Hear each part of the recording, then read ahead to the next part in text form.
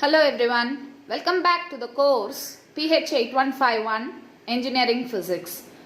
In today's lecture, we will be discussing cantilever. As we have seen earlier, a cantilever is a beam that is supported at one end and loaded at the other end.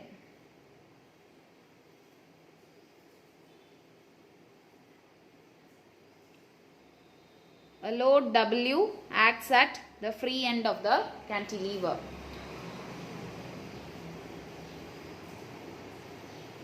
So let us have an enlarged view of the equilibrium position and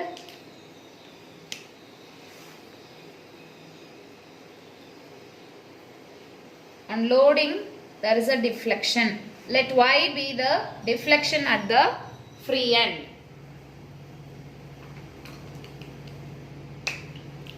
If you consider a small portion of this beam of thickness say dx at a distance x from the fixed end,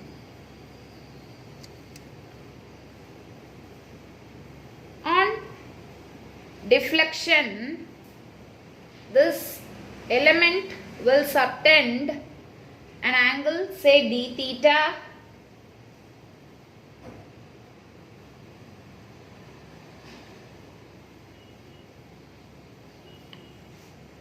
Recall that for non-uniform bending, each element will have different radii of curvature and hence the name non-uniform bending.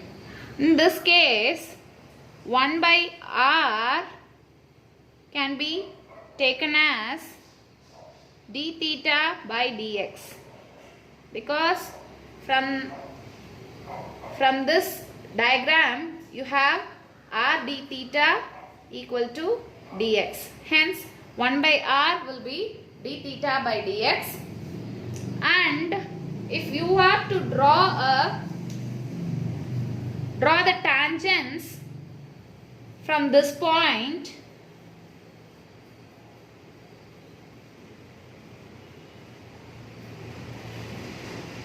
the tangents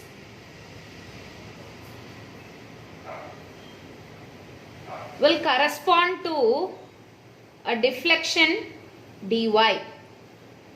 So dy is the deflection corresponding to this element dx. Okay. So dy is L minus x d theta, or d theta will be dy by L minus x. Here L is the length of the cantilever from the fixed end to the free end. Okay. So substituting this in this expression, you have 1 by r as dy by dx into 1 by L minus x. Okay. So these are important relations that we obtain from geometric considerations of a cantilever deformed under loading. Okay. This is undeformed cantilever, whereas this is a deformed cantilever. Okay. So from the bending equation we have m by I, here I stands for geometric moment of inertia, equal to E by R. Here m is bending moment, and by the equation that the external bending moment equal to the internal bending moment, we have m equal to W into L minus x, because for the element dx the load is acting at a distance L minus x. The load W acts at a distance L minus x. So the moment is anti-clockwise moment, and hence by convention it is taken as positive, and the internal bending moment is equal to the external bending moment. So M equal to W into L minus X. So applying this expression and this expression in the bending equation, you have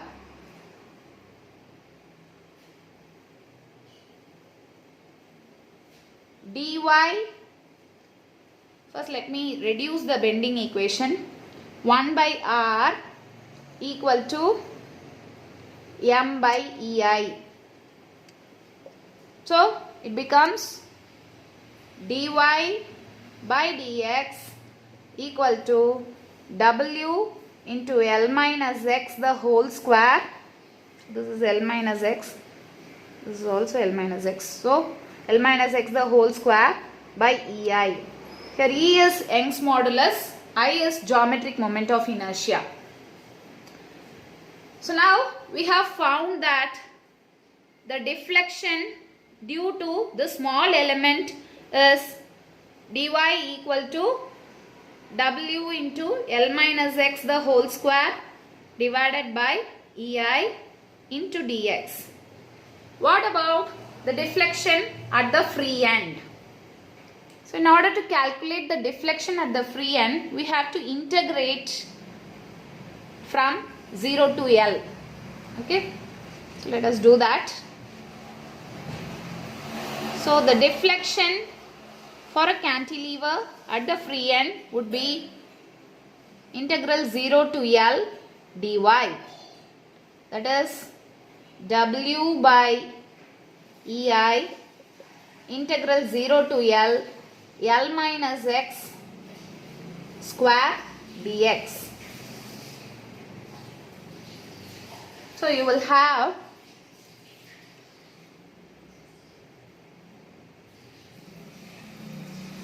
W by EI L square X minus 2LX square by 2 plus X cube by 3, 0 to L. When you apply the limits, you will have W by EI L cube minus L cube plus L cube by 3. So W L cube by 3 is the deflection at 3 EI is the deflection at the free end of a cantilever. From this expression, we can develop an experiment to determine the Young's modulus of the material of a beam using cantilever.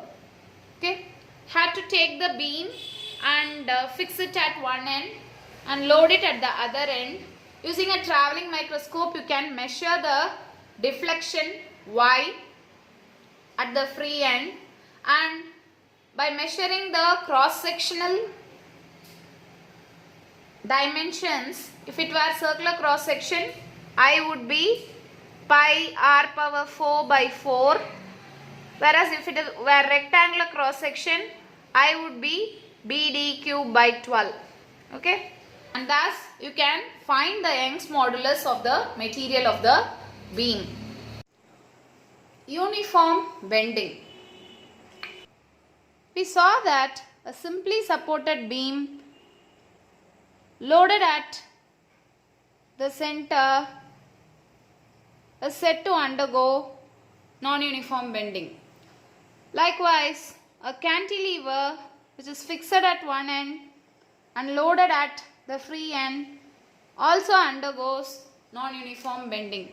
In either case, the bending moment is a function of the distance from the supports. Hence, the bending moment varies over the length of the beam. And likewise, the radii of curvature of each section is going to be different. Hence the name non-uniform bending. So then what is uniform bending, and when is the beam said to be undergoing uniform bending? Uniform bending occurs when the bending moment is constant over the length of the beam and the entire beam forms an arc of a circle. Okay, this happens when a beam is supported at knife edges at a distance A from the free end on either sides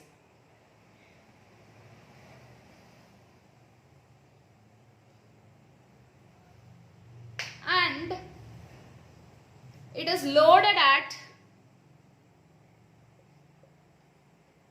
both ends. Okay, load W acts on both the ends. Such a beam is said to undergo uniform bending. The length of the beam between the knife edges is taken to be L. Okay.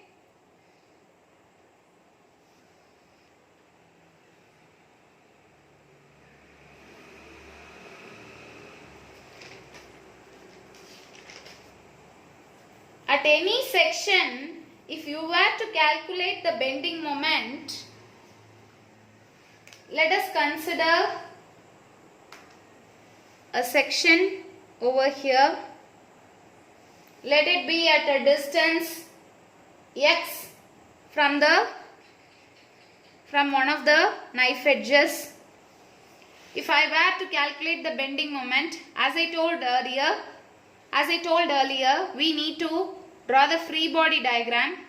So the free body diagram is like this. You have a load W acting downward and a force W due to the support at distance A. Okay, likewise on this side also.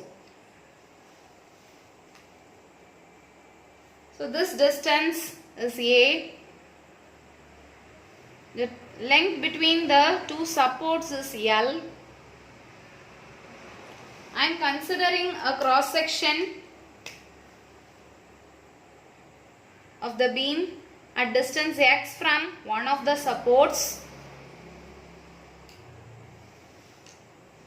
So let me consider the forces to the left alone. So the moment M in this case would be W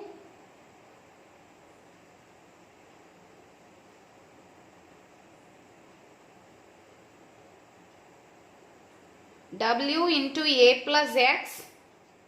Remember, this is anti-clockwise moment, so it is taken as positive, whereas this is clockwise moment, so it is taken as negative. So W into X. So it is WA.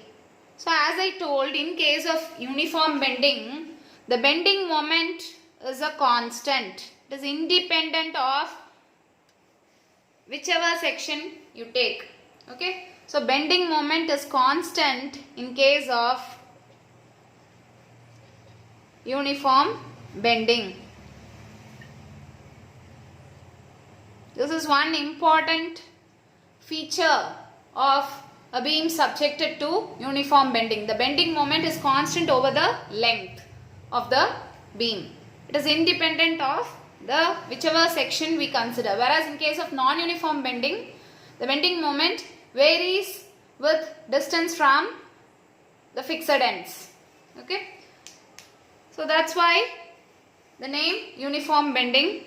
And the second part under consideration is that the entire length within the supports would be bending in the form of a circle, an arc of a circle. Okay, the beam which was like this would be bending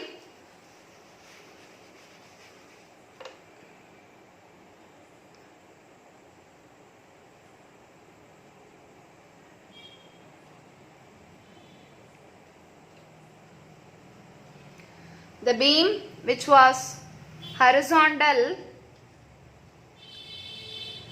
on loading would bend upward. Okay, so the deflection upward, let the deflection produced upward here be delta. Let r be the radius of curvature. So this distance would be 2r minus delta, and since only the length of the beam between the supports is considered, on either side the length here would be L by 2 and L by 2. Okay. So by geometry, 2r minus delta into delta would be equal to L square by 4. Okay, so since delta is very small, since the deflection delta is very small, we can ignore delta square. So you would have 2r delta equal to L square by 4, or delta equal to L square by 8r. Okay. But what is r? From bending equation we have m by I equal to E by r, which implies 1 by r equal to m by EI. Okay. So the deflection at the center would be given as delta equal to m L square by 8 EI, or since m is, we have calculated m to be WA, so delta would be, the deflection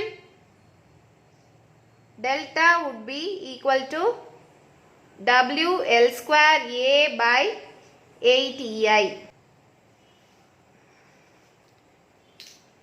Here E is Young's modulus, I is geometric moment of inertia, A is the distance from the knife edge at which the weights are applied, W is the load, L is the length between the knife edges.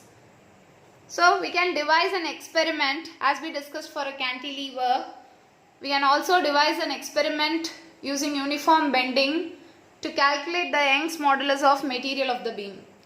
By applying known load W, we can observe the deflection at the center using a travelling microscope. We can measure the length L and A, and geometric moment of inertia can be found out by measuring the dimensions of the cross section. Thus, we can also find the Young's modulus of the material of the beam using uniform bending. This is one of the questions that has come in the university exam question paper. For the same cross-sectional areas, show that the beam of square cross-section is stiffer than one of circular cross-section of same material. Also show that for a given load, depressions are in the ratio 3:pi. So how do we solve this question? Consider a square cross-section beam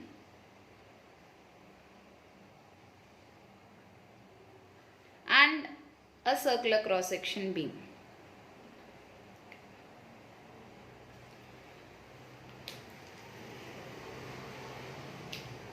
Let r be the radius of the circular cross-section beam.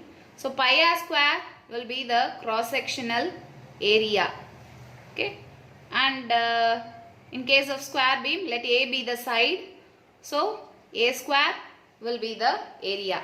So the first hint is they have same cross-sectional areas. So A square equal to pi r square. Okay.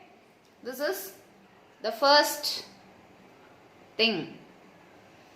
Second is they are made of the same material. So E is same. In both cases it is same. Okay. Then we have the geometric moment of inertia of a square beam to be a power 4 by 12, whereas geometric moment of inertia of a circular beam is pi r power 4 by 4.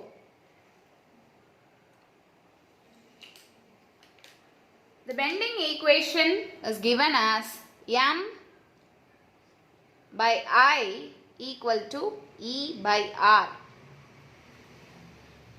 Okay. So, this implies m by E is going to remain a constant because we are considering the beams under constant load. So, you will have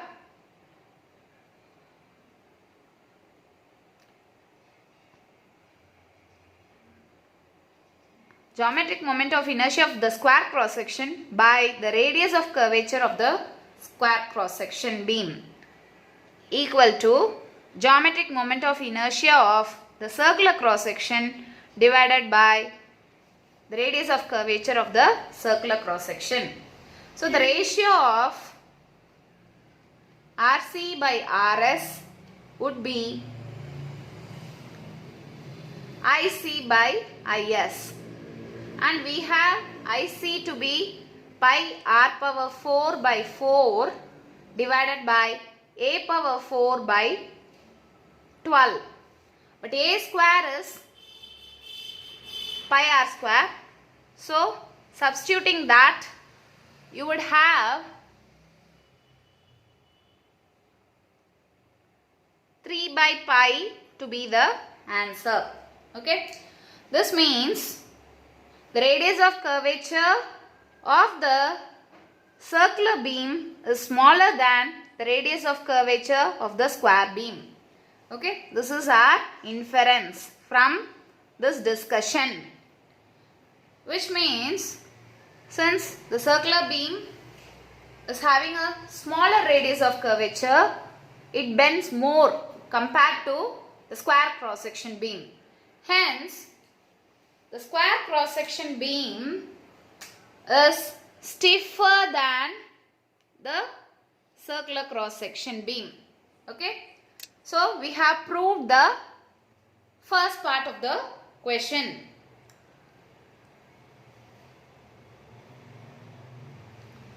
Since the radius of curvature of the square beam is more than the radius of curvature for a circular beam, square cross section beam is stiffer than the one with circular cross section. Coming to the second part of the question, we must assume the beams either to be in the form of cantilever or simply supported and loaded at the center. Let us assume that both the beams are taken in the form of cantilever, and we have the depression at free end of a cantilever to be WLQ by 3EI. Okay, where W is the load. In this case, the same load is applied to both the beams. Length of both the beams is same. So, we can find the ratio of the depressions. Y square would be WL cube by 3E I square, and Y circular will be WL cube by 3E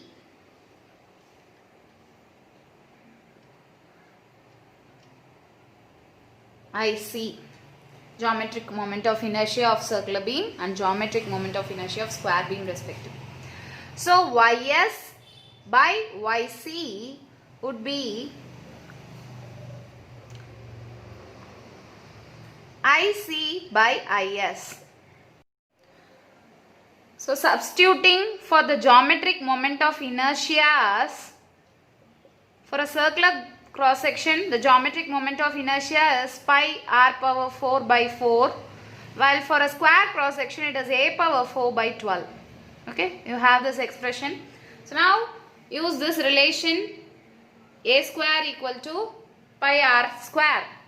So using that relation, you will have 3 by pi to be the ratio of the depressions. Okay. So YS, depression of a square beam to that of circular beam, is 3:pi. Okay. So this is the second part of the question.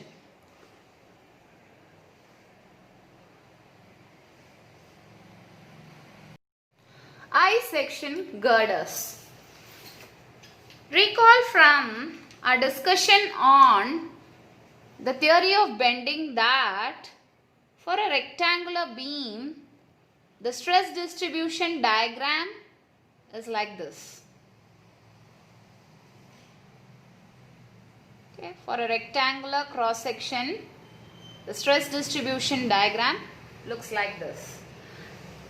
The stresses are maximum at the top and bottom phases, while the central layer, called the neutral layer, experiences zero stress.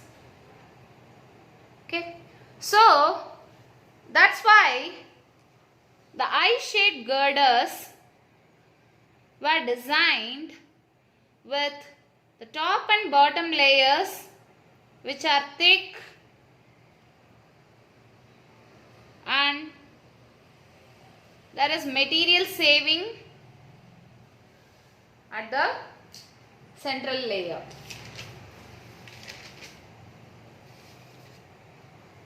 Okay, because the I-shaped girders are designed so that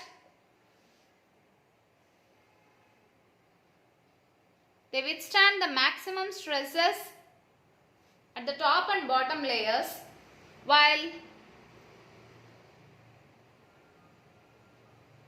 the central layers, where the stress is zero, the layer thickness is decreased so that we have material saving.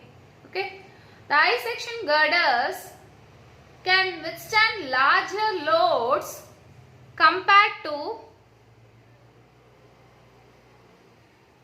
rectangular cross-section beams.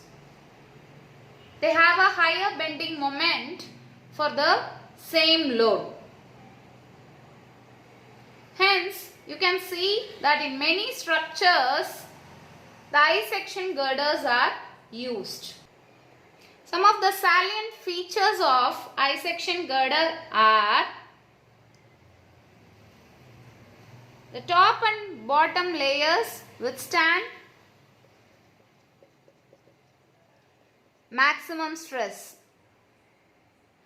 Lot of material is saved.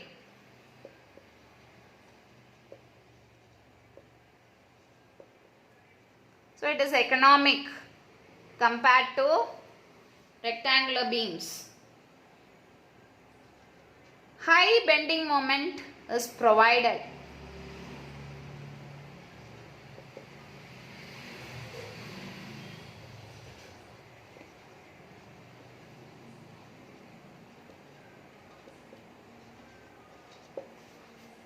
Okay. So due to these advantages, the I-section girders are preferred over the rectangular beams. In today's lecture, we have discussed about a cantilever, the theory and experiment, deriving an expression for the deflection at the free end of a cantilever, uniform bending. What is uniform bending? How is it different from non-uniform bending? The theory and experiment. I-shaped girders.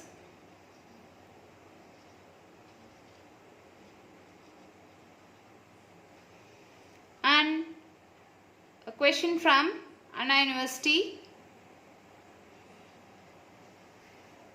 Question paper.